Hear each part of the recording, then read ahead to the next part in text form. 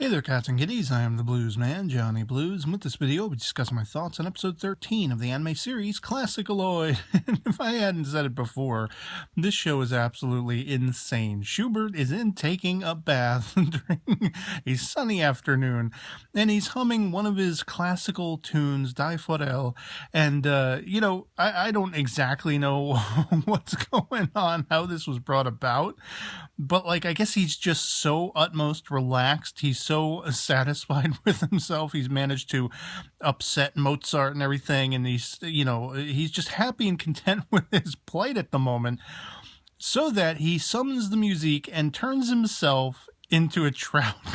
For all intents and purposes, he's floating around the bathtub, and of course, Mozart eventually accidentally crashes through the door and decides, ooh, I'm going to eat this sucker, and so the chase ensues.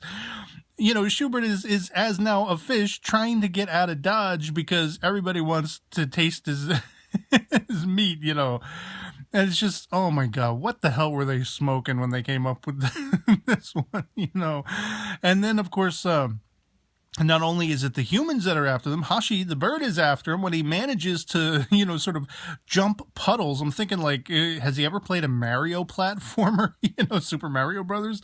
Because he's jumping from puddle to puddle. He manages to get into the little pond in the front of the yard of Kanai's grandmother's mansion, and the bird goes after him. Eventually Sosuke catches up with him, and he's going to do something very grand and bold and noble and worldly. He's going to capture the fish and let him go in a lake or something like that, where apparently you're not supposed to let fish go or whatever. But Schubert, his mind is melding and molding into what it would be, this simplistic mind of a fish. He's no longer able to think complex thoughts. He's thinking of apples and just very, very basic terminologies and thought processes. And he kind of resigns himself. This is my new life now. This will be my life renewed. I'm going to spend my life as a fish for all intents and purposes. He doesn't quite know how to go after food. He realizes he's hungry. Eventually, he is led, as convenience might have it, plot convenience, coincidence, whatever you want to call it, to Beethoven, who is actually out fishing on the very same day. And of course, he ends up using some gyoza to try to capture a fish because everyone else on the pier, is getting their own fish. They're catching their own fish. And Beethoven cannot make any headway. He can't catch a single one. Finally, when he does, it's absolutely insane that it becomes, the senpai notice me thing finally answered for Schubert. Finally, Beethoven is so happy and impressed with Schubert, never knowing that this fish is Schubert at all. But he can die happy now because Master Senpai Beethoven caught him and is going to eat him. And he's like, there's nothing I want more than to be eaten by Beethoven Senpai. It's oh, geez. I don't even want to know. I don't even want to begin to contemplate where they came up with this crap. So of course, he's so elated. He's so happy. As soon as they get back to the manor house, out comes that wand again and music again, and now he's turned Beethoven into a giant flopping fish as well, and they're both in the pond. Liz ends up finding them and bringing them in, and, the whole debate once again about how are we going to prepare them, how are we going to cook them. Motz is, lethally looking at these two fish, not ever realizing, and I thought it was interesting that they could actually still communicate, Schubert and Beethoven, as fish, but of course the humans can't hear or understand them at all. And Beethoven ends up being able to summon his music, but it didn't quite go how I thought it was going to go, where maybe he would be the one to snap them back to normal. Well, no, he ends up actually creating a giant crab-shaped robot out of all of the kitchen appliances, the stove and everything like that. And they make their grand escape using the music, fueling this giant robot. Only everybody ends up getting together. I thought it was absolutely mind-boggling and mind-blowing that Chopin, Liz, Sosuke, Kanai, they're all working together with Motz to capture this robot and not let these fish escape. They don't even know how these fish got there. They've been questioning it, and all of a sudden they're using, magical superpowers, and nobody's batting an eye. Just don't let them escape. Don't let them out into the real world. And actually, the crab robot does manage to get out into the front yard, but they push it back in. Next thing you know, there is music once again, and then everyone is turned into some kind of sea life. You have one of them is an eel, a couple different fish. One is a poisonous fish. You know, Kanai herself looks like Finding Nemo, whatever that little orange and white fish is.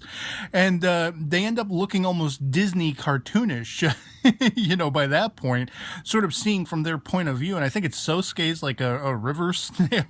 You know, it's just, oh man, I was dying laughing throughout this whole episode. I didn't know what the hell was going on. I thought it was absolutely convenient, again, coincidental, that Baksama, back in, you know, the agency office and everything, he's got a table full of fish, and they're talking about how the music, it's not as streamlined or as powerful quite as his own, and they still have a lot of learning to do.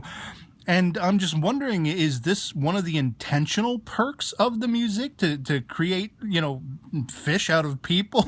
I don't know, turn them into creatures and animals? I don't know. That absolutely, it like just blows my mind. I'm not sure where the hell that came from, you know, accidental or otherwise, intentional or otherwise. And of course you have, you know, basically Tchaikovsky trying to get Baksama to talk and speak normally to them instead of in all these different musical terms and terminologies. He doesn't want to. He's not acknowledging them at all. She's getting frustrated, and this is creating a rift that I think we'll see continue into the next episode based on the PV of Berezovska and Tchaikovsky kind of, you know, arguing, and she calls Berezovska, you know, the one-hit wonder again and everything. And it looks like Berezovska is really going to open a world of whoop-ass in the next episode, the title of which also seems to suggest Kanai makes her debut. Could Kanai be sort of enraptured by the world of music and become a performer of her own accord? Are we going to find out that Kanai is actually a ClassicaLoid in her own right as well, and completely unbeknownst to her? I don't know. But this is just absolutely hilarious, highfalutin insanity, this entire episode. They can really do just about anything in this show at this point, turning everyone into fish or sea life and that kind of thing. I mean, what the hell were they smoking, man? I don't know, but I was dying laughing. It was the high point of my day to watch this episode and just get me cracking up and be like, what the hell? And then, of course, you have Padkun kind of like looking over them with Hashi as they're all in the pond and being like, well, when is this ever going to stop? It's been a week already. And then poof, just out of nowhere, they all turn back to normal. And he's like, oh, they're normal. You know, so I don't know. I don't know what happened, how they were released from it, why it happened exactly, but it did. And it was an absolute delight to watch, and can't wait for the next one. So yeah, otherwise that'll be pretty much it for me on this. Hope this video finds you well, and I'll catch you all later. Peace.